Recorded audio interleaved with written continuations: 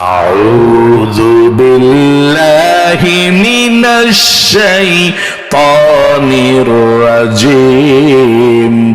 বিসমিল্লাহির রহমানির রহিম। আলহামদুলিল্লাহি রাব্বিল আলামিন। আর-রহমানির রহিম।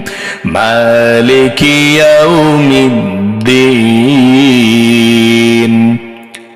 ইয়্যাকা না'বুদু ওয়া ইয়্যাকা নাস্তাঈন। ইহদিনাস সিরাতাল মুস্তাকিম। সিরাতাল্লাযীনা আন'আমতা আলাইহিম গায়রিল মাগদুবি আলাইহিম ওয়ালাদ-দাল্লিন। আমিন। সাদাকাল্লাহুল আযীম।